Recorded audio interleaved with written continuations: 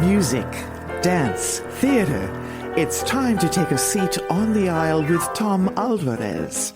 Hear from performers, producers, presenters, and creators who enrich our lives in the performing arts. Who's on stage? Here is Tom Alvarez to introduce you. Hello, and welcome to On the Aisle with yours truly, Tom Alvarez. My guest on today's episode is acclaimed American pianist Drew Petersen, a sought-after soloist, recitalist, and chamber musician.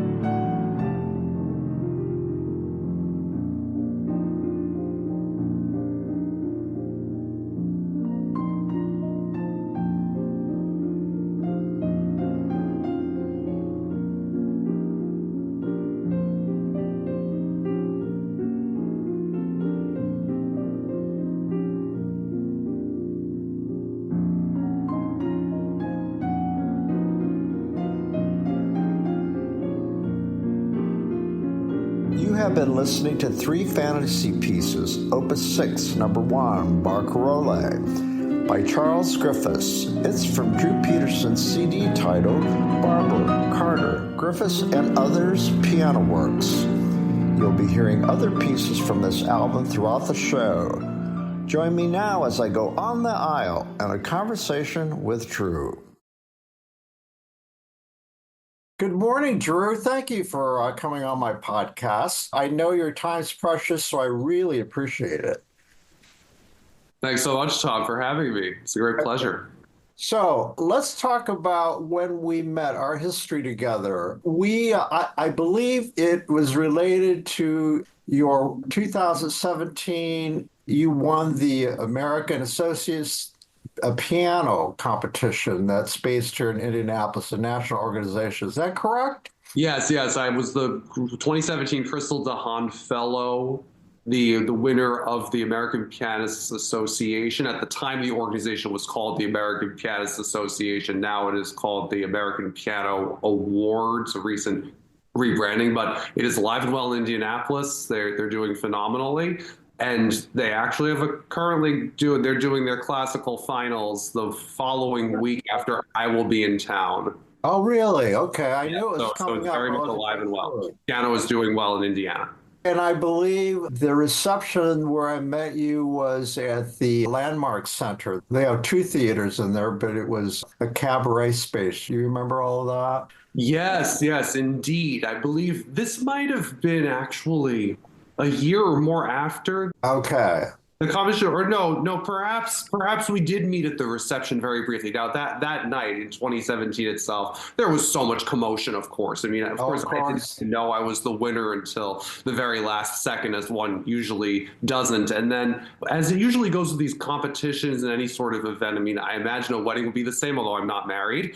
There's this incredible anticipation for the event itself and all that goes into making the event possible. Not only that, of course, I want to do well and succeed at whatever endeavor I'm achieving, but everyone around me is also wanting to do well and succeed. It's not just the other musicians, it's everyone organizing the competition, and even of course, the other collaborators on stage, the Indianapolis Symphony Orchestra, Maestro Schwartz, and even the audience themselves. I feel they have a feeling even of expectation that they want to feel like they're participating and giving all their energy. So then when the result is announced and it's all over, that final champagne toast, which did happen, it feels like such a blur, and it feels, I don't want to say anticlimactic, because the moment itself is very much climactic, but after the climax, there's the coming down. And after the climax, they just blow by so quickly. There's so much going on. It feels always so chaotic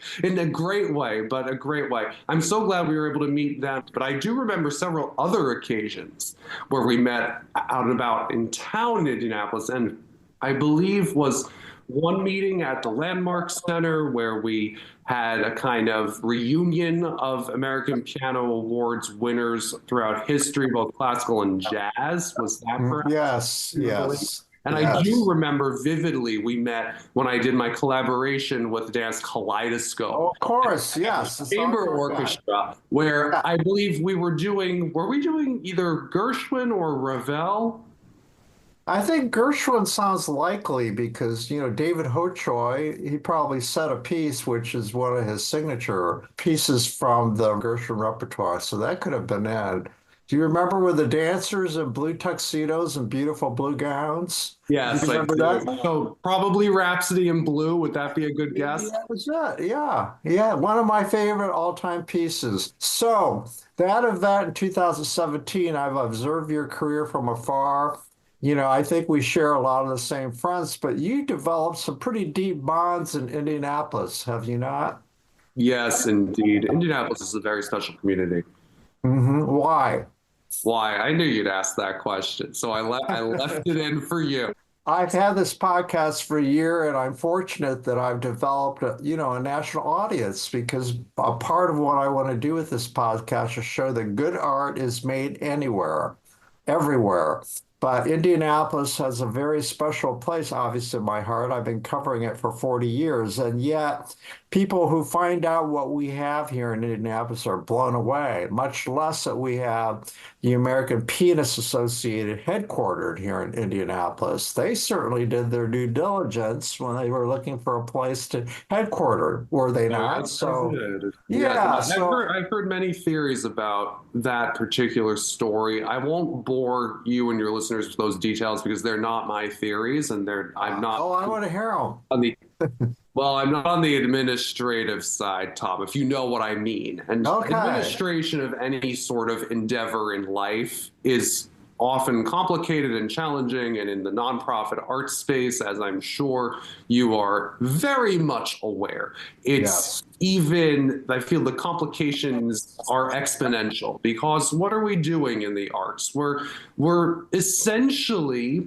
to put it nicely and succinctly, we're building communities. We're not necessarily chasing the usual kinds of things, shall we say, that most business in America certainly is chasing after. There's many X factors and Y factors and Z factors at play beyond the usual ABCs, one, two, threes. And so the question is, how does one do this in the arts? And I think part of what made the American Pianist Association so successful, the award so successful, is that they found a community in Indianapolis, and the synergy between this organization and its mission and this community's special gifts, assets, their sense of stewardship, their sense of wanting to invest in the arts and invest in cultivating beauty,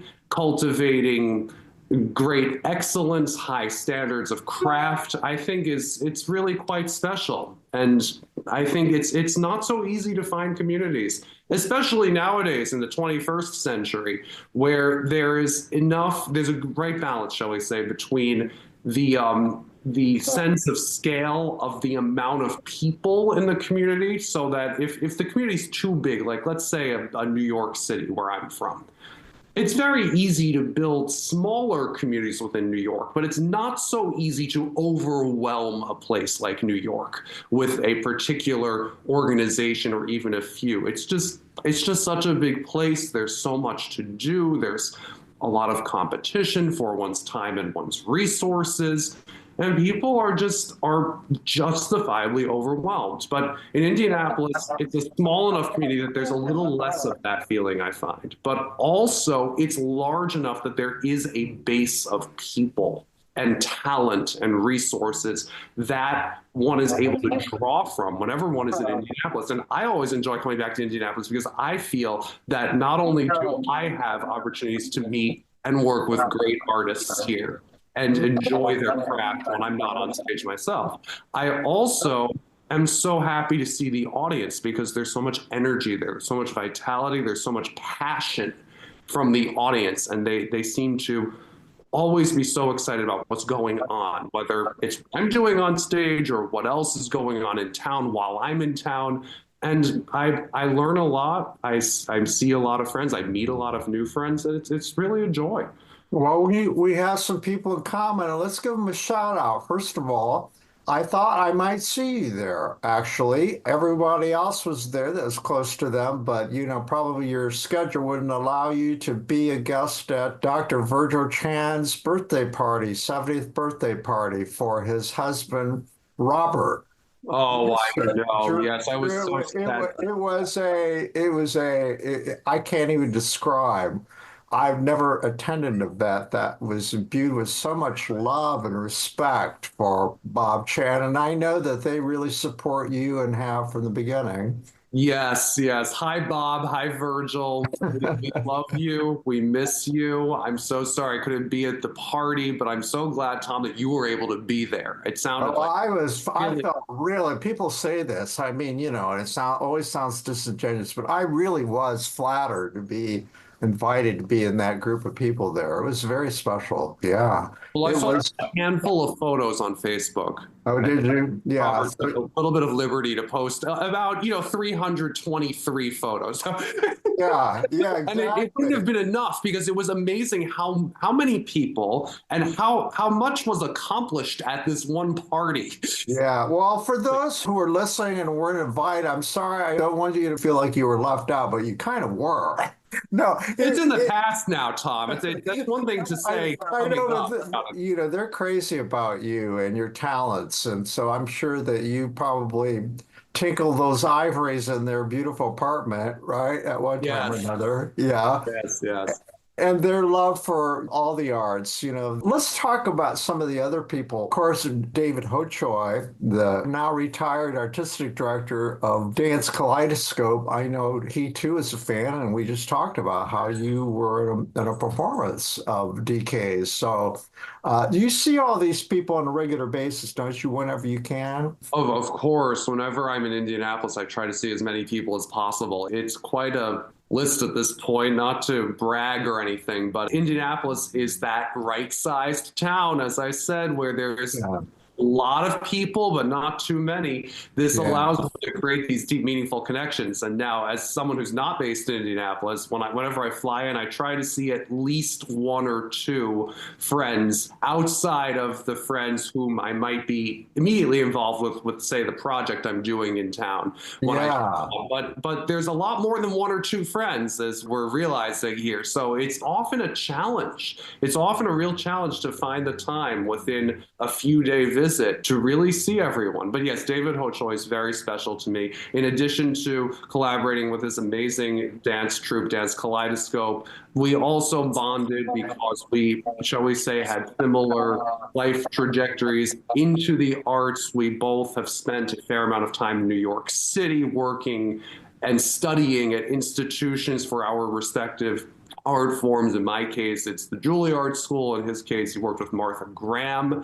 These are like real, shall we say, in some ways justified, cutthroat ways of coming into our respective crafts and to be able to bond over our shared experiences in this way.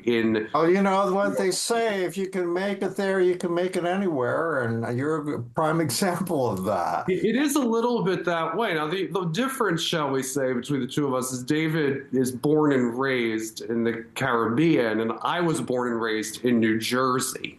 But Whereabouts in New Jersey? In Bergen County, a small town called Oh, I Orange. know Bergen County. Yeah. Do, yeah. Yeah, that's the Garden State, New Jersey, not the brown strip that's sometimes depicted negatively. Oh yeah, that New Jersey Turnpike and Newark Airport. Yeah. Yeah, yeah, yeah. Well, All Tom, I that. spend a lot more time in that strip of New Jersey now. Yeah, I checked out your bio, of course, and I had forgotten that you had gone to Juilliard. Wow, that in itself, what a special place that must have been for you. I've Yes, spoken with many artists who matriculated from there, and the stories they tell about, meeting at the time their peers and then watching their careers unfold.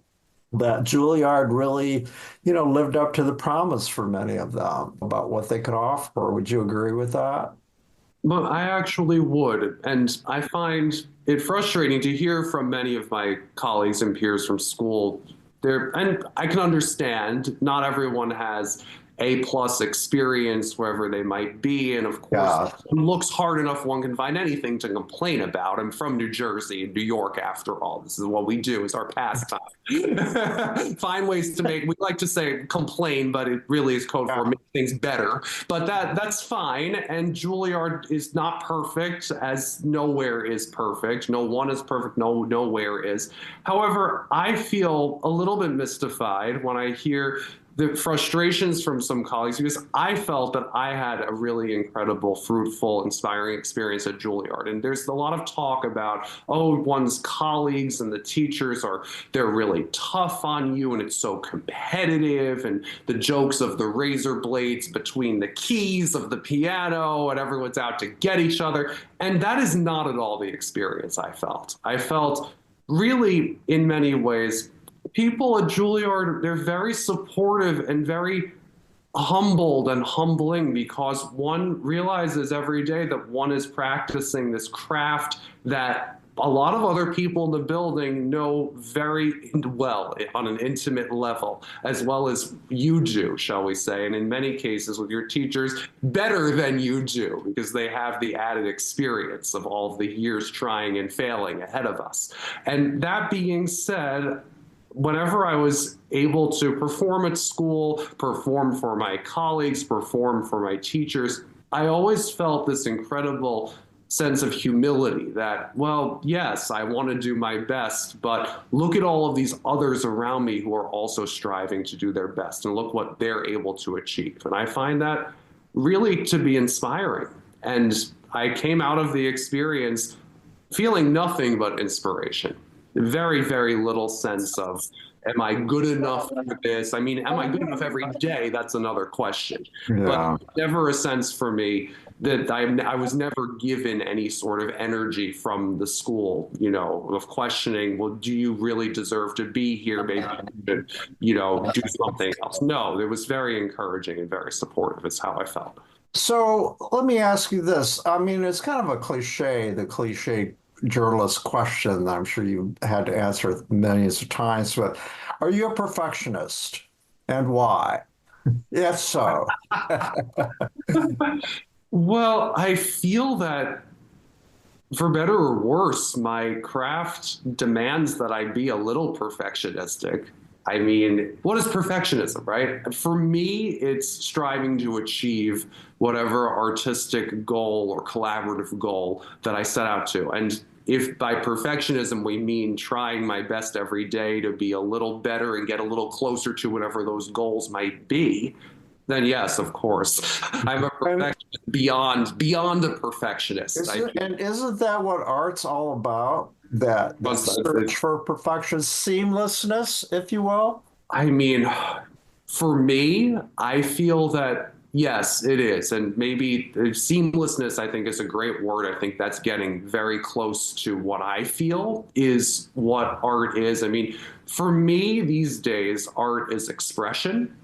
It is we could say an idealized perfection, but idealized, stylized, an elevated form of expression. And it's maybe expression that perhaps does exist in the wild, in the real world, but it's maybe a little more diffuse in the real world. It's maybe a little less polished up. It's a little less highlighted in certain ways. Art can be more beautiful than reality. It can be more distorted than reality. It can be uglier than reality. It's not, for me, it's not a question of there's only one kind of art. There's only one kind of standard of artistry or beauty. But for me, what makes something artistic is there has to be a compelling meaning behind just that, shall we say, expression. Okay, well, this is all related to my next question. Okay, so these competitions that musicians enter and work towards, or why? What are the rewards of winning, like the competition that you won here in Indy? And you've gone on to be in other competitions, I believe. But what's the point? What's the point?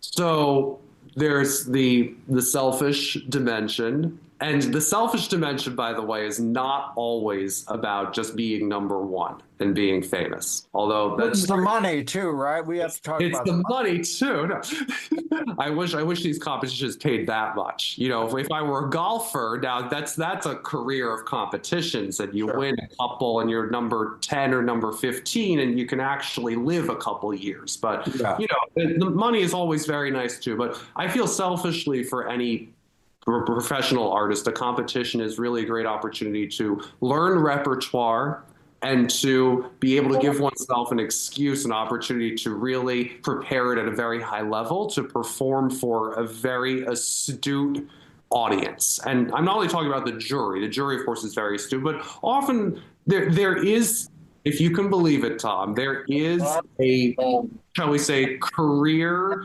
competition audience member. It's often a retired person from other industries, or it can be musicians and stuff, who will travel around competition to competition and hear the newest and brightest young talent, shall we say. Really, I And did not so know that. one is playing for that audience, and that feels very good. It feels good to play great music for an audience that really is listening very astutely and has the benefit of listening to many really talented young artists. So there is this kind of level that one is playing to, which I think is very good. Now that's the selfish dimension. The less selfish dimension and more, shall we say, career related dimension is the competition is often a way to give oneself a platform. It's a way to reach new audiences in new markets, oftentimes. So, for me, for example, with the American Pianist Awards, I'm a New Jersey boy. I'm from the East Coast. I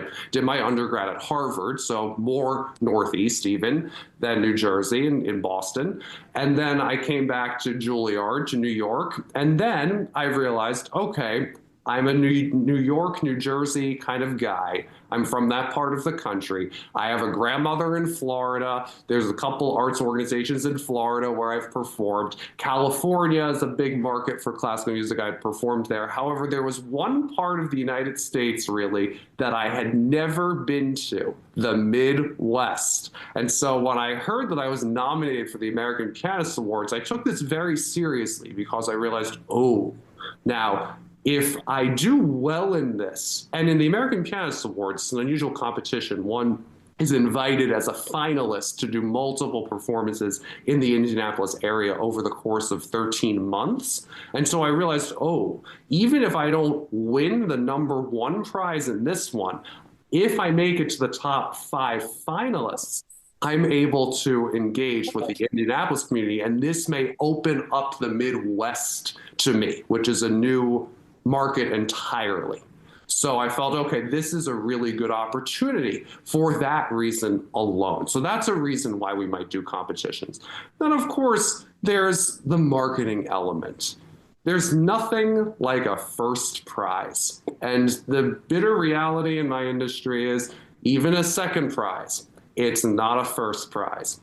Now, we know that art is incredibly subjective. What I just hinted at a little earlier to the fact that I feel there are many, many different kinds of compelling artistic standards. For me, my qualification is there has to be, shall we say, some meaningful import behind the message and behind the shall we say, like packaging and the kind of the dissemination of the expression. Now, what's meaningful to me may not be meaningful to someone else. So here we are. So the question is, what's there between a first, second, third, fourth prize winner? And often the answer is there is every difference in the world between them because they're all different artistic personalities. But in the reality, could any of them be equally successful? Probably. I would hope so. I would hope we have room for at least four different brilliant artistic voices. However, the reality is we live in a world where people are drawn to this idea of number one. And so the one, the only, this composer whose work I'm going to play on Saturday, Franz Liszt, there was a funny anecdote about him in his heyday, shall we say, as a young touring virtuoso pianist when he was doing these piano duels against other, shall we say, competitor pianists throughout Europe. And one of these funny socialites who he was hosted by in Paris put him against, I believe it was Thalberg, one of these other luminary pianists of the time. So these two lions of the piano are dueling it out. And then the question is, who is the better pianist? So the princess who hosted the salon came up with a really witty remark. Thalberg, she said, was the first pianist. However, Liszt is the only pianist. So what in the world does that mean? It's what I'd like to know. How could Thalberg be the first and Liszt is now the only? But this, I think, speaks to the reality of the subjectivity, but also I think Liszt really, in a way, won this duel because he was considered to be the only one. And this idea of first prize gives this a little aura of exclusivity, of like being the only thing. And one feels fortunate when one is given that, shall we say, opportunities. It does allow for a little bit of a latitude to grow one's artistic voice and one's artistic career. And it gives, I felt this award, certainly, American Pianist Awards, has given me a sense of, stability. I feel that at least I can be taken seriously enough to be invited to perform my music and show what I'm about. And then the audience can come and hear for themselves, and they absolutely should come. They should hear for themselves, and they should hear if what I'm communicating resonates with them and speaks to them. And well, at some point, one can't rest on their past laurels. There are a lot of people who remember you won the award, and in the meantime, you have all of these fans who have discovered you, and you've built your career just based on your reputation and what they heard. So, exactly, but still, you have that. So, speaking of Liszt, we need to mention that one of the reasons that I'm talking to you is to, I want to promote your concert that's coming up on the 22nd. That I believe is this coming Saturday, and it's at Hendrix Live. Drew, I have gotten to know the executive director, Chris Petrelli, and it's a brand new facility. You're probably aware of this, 600-seat theater, and it is gorgeous. You would not expect to find a performing arts center, dead center in this Plainfield, Indiana. And yet Chris is bringing a vision, which I think he definitely is a visionary. And I was thrilled to see that you're on the program. And so what will you be playing at that concert? So yes, as I mentioned a little while ago, some Franz Liszt, a few etudes, and his crazy over-the-top, shall we say, borderline camp even, reminiscence of Mozart's opera Don Giovanni, which is that all is part two that's Franz Liszt, because we have to have a little razzle-dazzle, a little over-the-top. He is one of the greats of the piano, of course, but not only was he a great composer, he was the virtuoso of his age, the one and only, shall we say. So that's part two. Part one is a little more eclectic. I'm performing a Mozart sonata, which I think is beautiful. I feel Mozart is not performed enough, especially in solo piano recitals. So I'm very happy to have the opportunity to do this. And I'm pairing it with two works that are meaningful to me, and I feel also resonate well with Mozart's ideals. It's kind of beautiful, simple. I mean, the word perfection keeps coming to mind, but there's a certain simplicity and directness in the way Mozart writes music that is it's beguiling. It's completely mystifying to me, and I think to many others. And so I have these two beautiful pieces. One is a newer work by a dear friend of mine, composer Wang Ji. She's a Chinese composer based in New York City. She wrote these little pieces called Memories from That First Summer for herself and for, shall we say, students at the Shanghai Conservatory where she was studying. This was actually commissioned by a teacher of hers from the school as a test piece for their annual juries when the piano students would get up and strut their stuff for the piano faculty. So this piece it's seemingly simple, but also mystifying, kind of like the Mozart, very expressive in very few notes and gestures. And I think it's very touching. And similarly touching is Maurice Ravel's Sonatine. Oh, it's one of his, I'm sure you're very familiar with one of my favorites. Yeah. One of the most, I feel, underrated gems of the entire piano repertoire. For Ravel, it has a few fewer notes than he's customary. He's used to having, but he makes the most of the instrument and the notes that he uses. He works magic. It's a beautiful piece, and I'm very happy that we're able to celebrate Ravel's 150th birthday together this month, sharing this music together. Pardon me, am I correct? Ravel, did he compose Bolero? Yes. Oh, Bolero just transports me. Yeah. Of course. Well, this piece is obviously, as you know, it's very different. It's a little earlier, but Bolero does share this as well, of course, when one looks a little closely. Ravel, too, he has this gift for aligning melody and rhythm and gesture. And despite Bolero being so repetitive, it doesn't matter because what he's repeating is so good. Yeah. This is what he's such a genius at. He just knows, I mean, to put it crassly, he knows how to write music. He just really knows on a very high level. Let's take a break to hear Drew play three fantasy pieces. Opus 6, number 3, Scherzo by Charles Griffiths.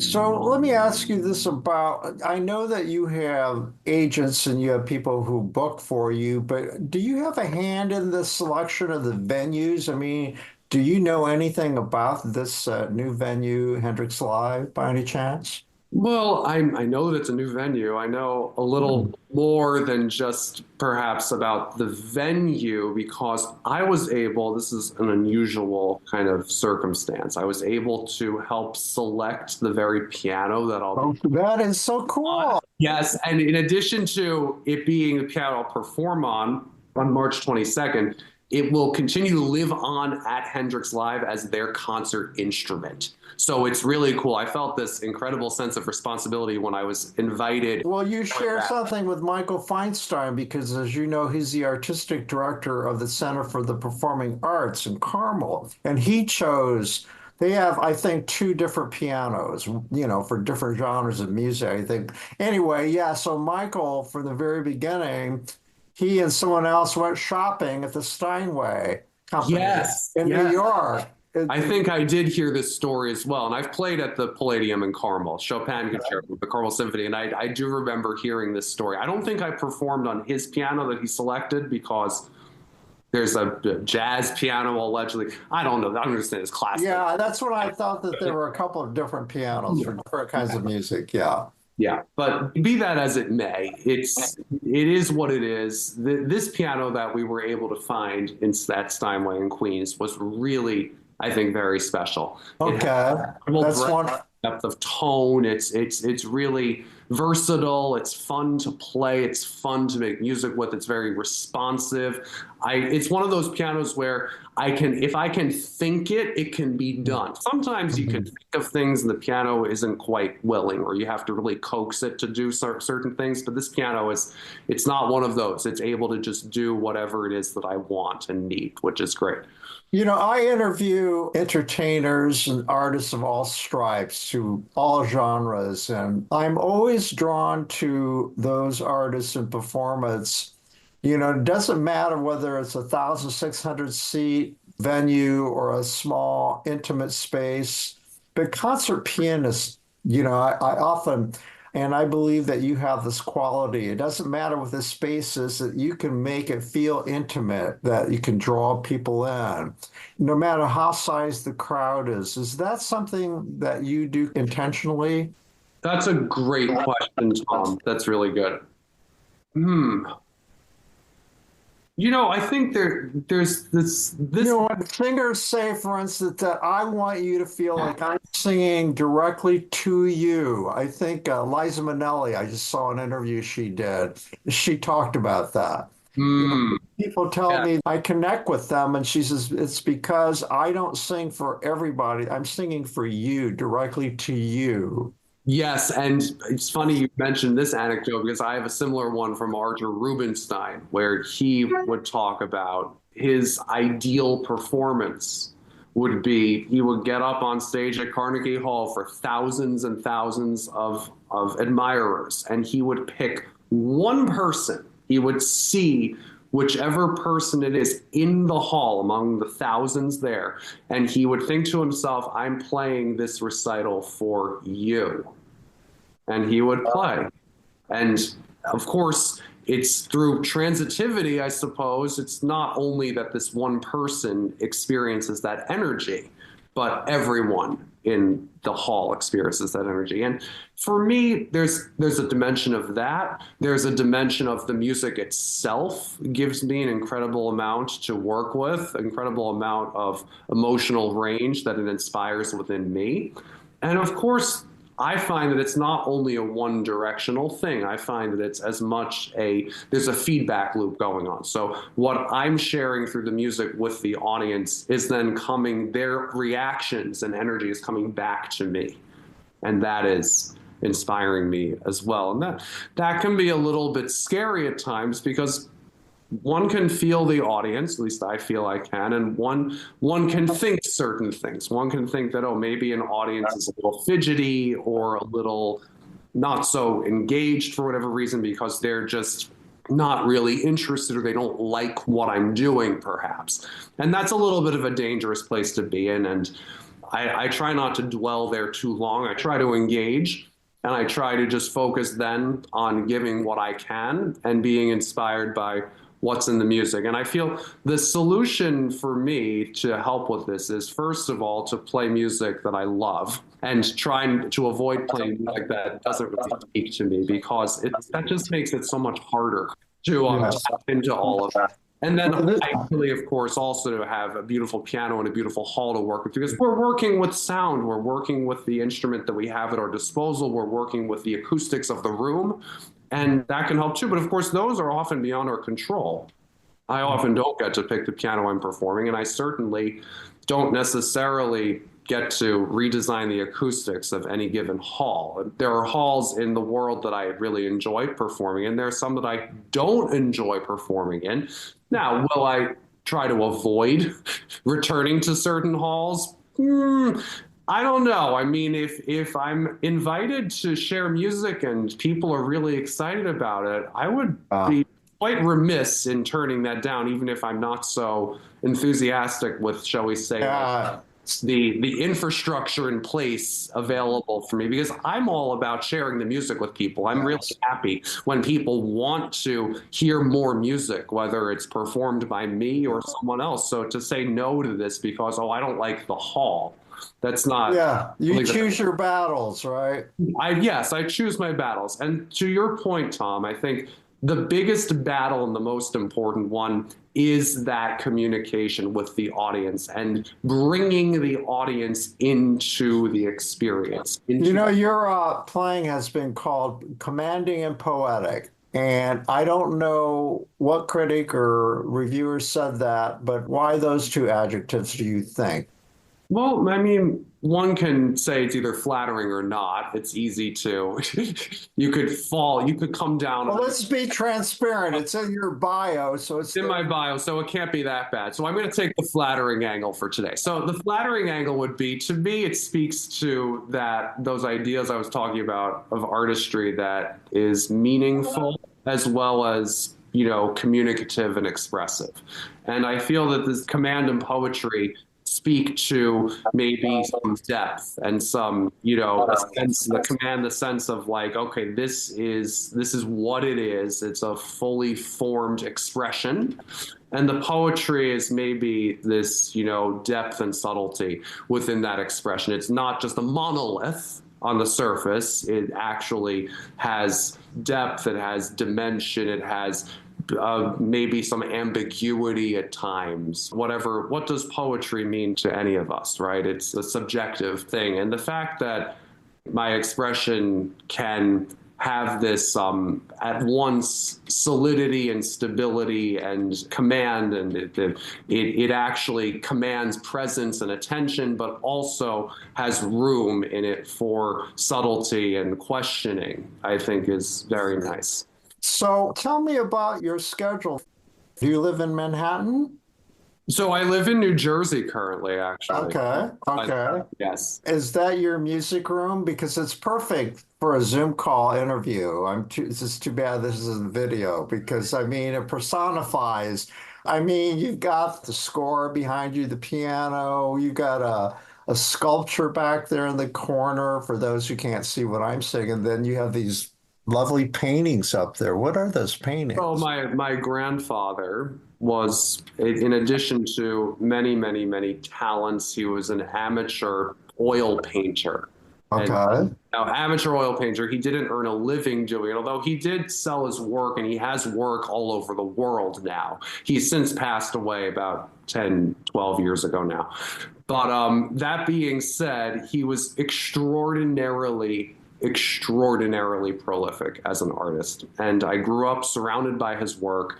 I am fortunate to still have some of his work in my possession, and it's really quite beautiful. So tell me, I bet you're a visual arts fan. I would think you are, based on the fact that you have it hanging in your place, but do you take in as much art as you can? Across the board, the other performing opera, ballet, everything. Well, of course. One of the great joys of my life was doing the collaborations with David Hochoy and Dance Kaleidoscope, because this is exactly this cross-pollination of music and dance and the visual element and giving visual form in space to music. This is incredible, and I love going to museums. Now, I will say, museum dates, not always the greatest, romantic date opportunity, in my humble opinion, because I find that it can often devolve into a lot of, intellectual sniping back and forth. I find it seems to be more of a either solo activity for me that I enjoy, or I'll go with particular friends who are really interested in that activity of art and discussing it. Do you get overwhelmed ever when you're at museums that you're overstimulated and you just okay, it's just too much? I can't. Oh my goodness, yes, all the time. I actually prefer to go to a museum like MoMA or the Met Museum in New York is ridiculous. The Louvre is even worse in Paris. It's just too much. But even museums like the MoMA that aren't as overwhelming, I can't go through the whole museum in a day. I prefer to maybe see a handful of really amazing work that I'm dying to see and spend, say, like 2, 3 hours with a handful of paintings or sculptures and then leave. And sometimes I'll only spend 30 minutes and leave. And that's I don't like it. It's that it's overwhelmingly beautiful and communicative. So are there particular genres of art that you're drawn to over, like say Impressionism over, whatever, a contemporary? Do you like contemporary art? You said Right. MoMA, so it tells me you like modern art, contemporary art, right? I do. I'm a little less well versed in the really, really contemporary trends and who's hot and who's not. I have several friends who are very active not only in the visual arts space as creators themselves, but also on the like dealer and investor side. And so it's kind of cool for me to chat with these friends and really learn about what visual art is trending toward. I mean, I hate to use those words, but these are the words that they use. Art is, it's the reality is there are certain, shall we say, voices and certain kinds of aesthetics that people gravitate toward, and things have their moment and time, and there's a way that we're seeing the world, we're relating to the world as humans, and certain art is speaking to that. And so there's all of that. I'm not well versed in that. I'm a little more of a classics fiend myself. Sure. Hey, like, look, I'm doing classical music, so there is that. Sure. That being said, I'm not, of course, I adore Da Vinci and Raphael and these real classics people, but the art that really moves me the most, I feel, tends to be that turn of the 20th century visual art, whether it's the French, like pre-impressionism. So say Cézanne is always a top for me. And one of the great regrets of my life was that I was unable to actually get into the Art Institute of Chicago's Cézanne exhibition a few summers ago. I was there in Chicago for some work doing chamber music one summer. And the last week in August, they were doing the Cézanne exposition, and it was, oh my God, this would have been amazing for me. But unfortunately, I had too many rehearsals and the museum was always closed when I had a free moment. So I didn't quite make it. But next to me over here, I have my Cézanne and Gauguin book. Unfortunately, I don't have any Cézanne in my possession. Outside my budget, unfortunately. I mean, sadly, my taste, it's really a shame. It's a shame that it has to be so, so highbrow. But this work is, to me, so beautiful because to me, there's a real parallel between Cézanne and French composers like Fauré and even Ravel, but really Fauré, because there's this sense in his work, I always find, that if you look on the surface, it looks ordinary enough. But when you start to look a little more closely, you realize, oh, he broke perspective there. Oh, this texture he's using shouldn't really work in rational world, but because of the context it's in and because of his artistic expression, he just makes it work, and he makes you believe. He makes you believe that it just fits together. And this is just my own kind of feeling about it. But this kind of work, whether it's the French, Parisians, or even the Viennese of this time, so like Franz Marc, who did all of the horses, the blue horses and whatnot, I find these works to be beautiful also. And the early Kandinskys, the early Clays, these works are really, really stunning. Speaking of Kandinsky and speaking of David Hochoy, you know that he set a piece, Girl at the Piano, and he actually showcased a painting they had on a screen. And I'm trying to think of what the music was, and I'm sure it was piano, if I'm not mistaken. I may be wrong about that. Do you know anything about that concert? No, I don't. And I really now want to see. I'll put a bee in their bonnet and they'll revive that piece and they'll have you come play it. Wouldn't that be fabulous? That would be amazing. Well, I would love that. So from your mouth, from our mouths to David Hochoy's ears, I hope he's listening to this. The new artistic director, Joshua Blake Carter, he was with the Giordano Dance Company in Chicago and they brought him here. And he's very much a Very adventurous. His work, he's created a new era, but Yes, well, indeed, but David can, of course, be lobbying to invite of us course, back, including David is. himself. Yes. But back to you. So, what is your travel schedule like these days? So Your before concert schedule?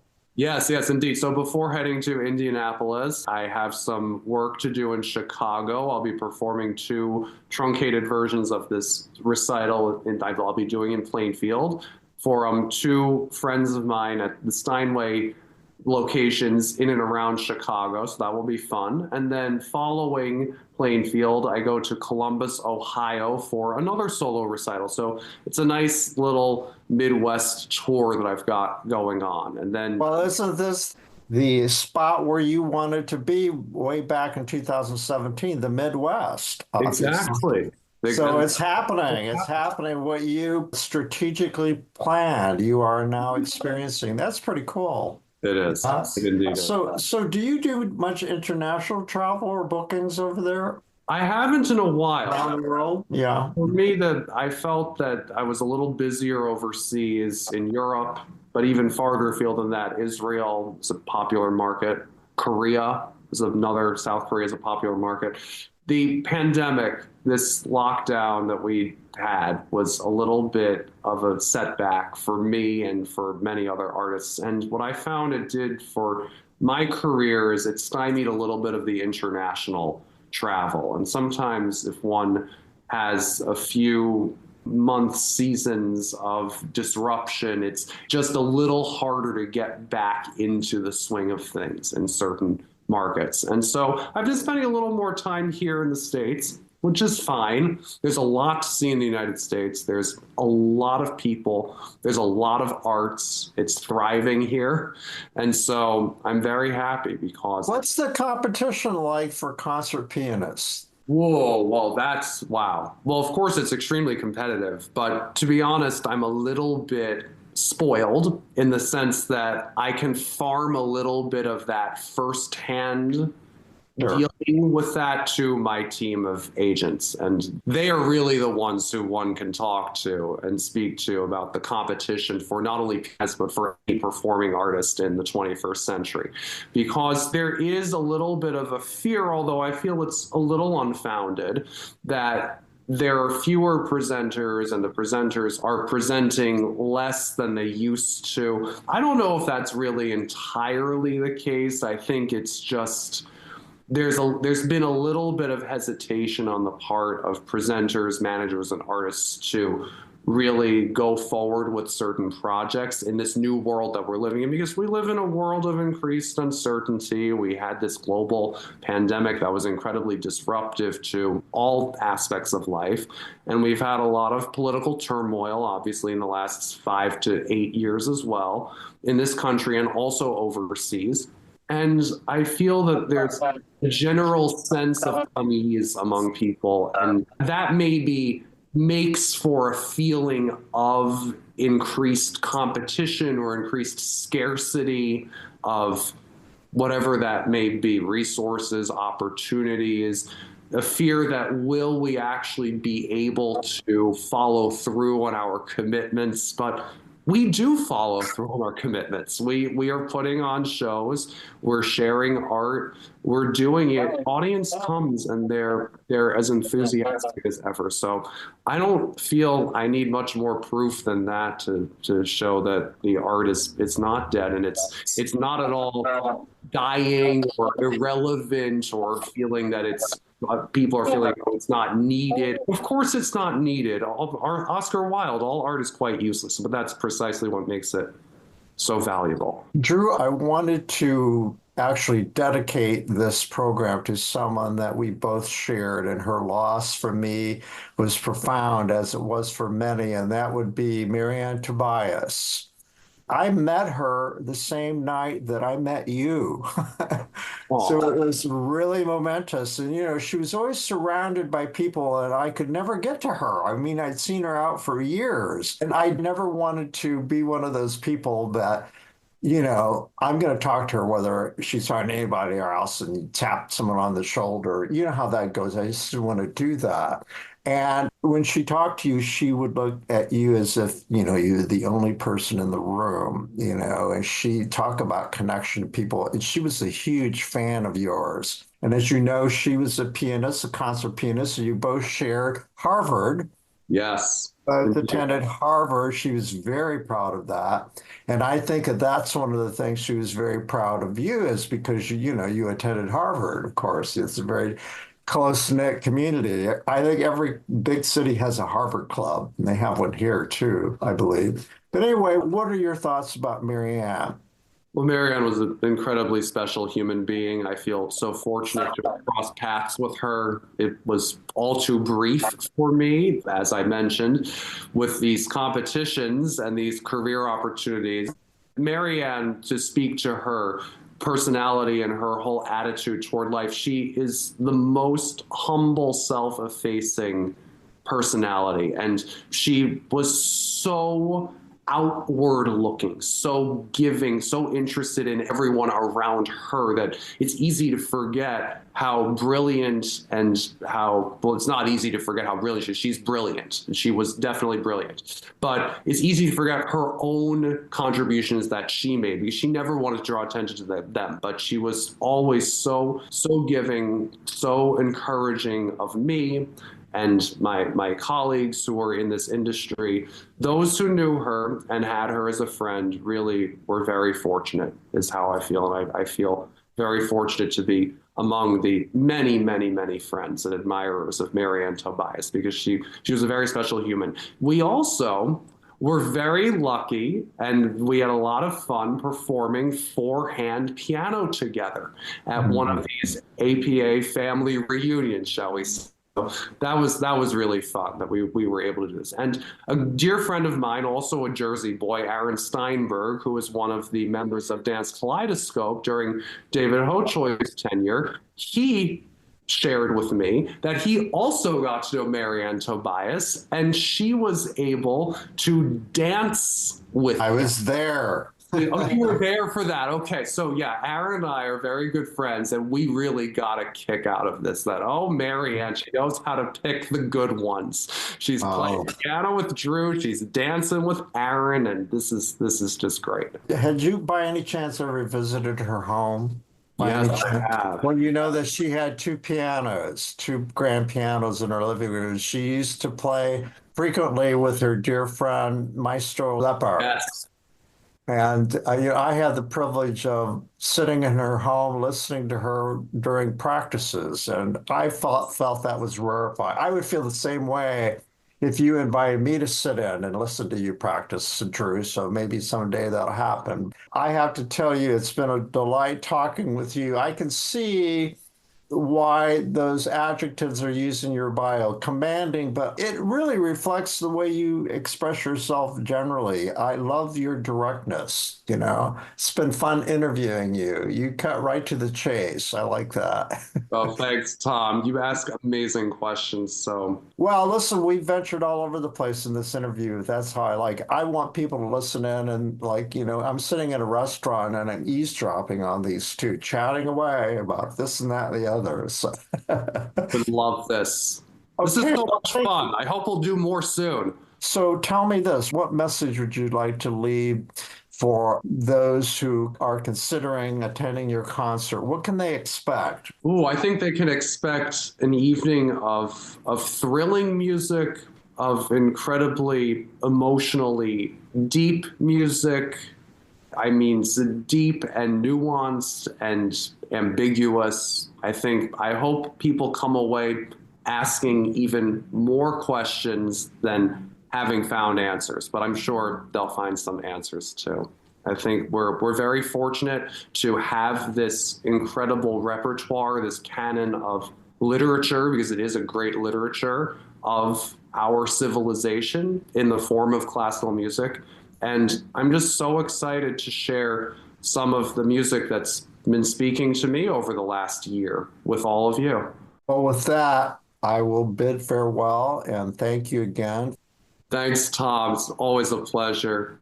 As we take our leave from today's episode featuring Drew Petersen, let's listen to him perform Piano Sonata No. 2, Concord, Mass., 1840 to 1860. 3. The Alcotts by Ives.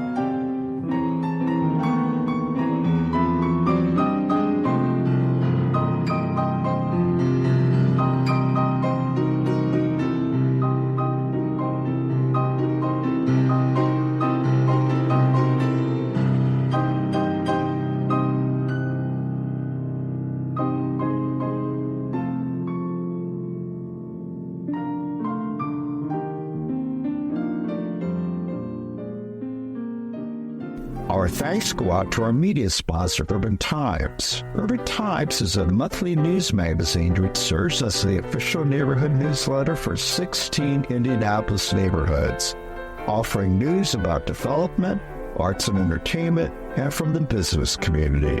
Who will take center stage on the podcast next? Your seat on the aisle with Tom Alvarez awaits. Follow Tom on Facebook, Instagram, Twitter, and TikTok, and make sure to visit tomalvarez.studio. Watch Tom every other Thursday on Lifestyle Live on Wish TV, and make sure to listen every week here on the All Indiana Podcast Network.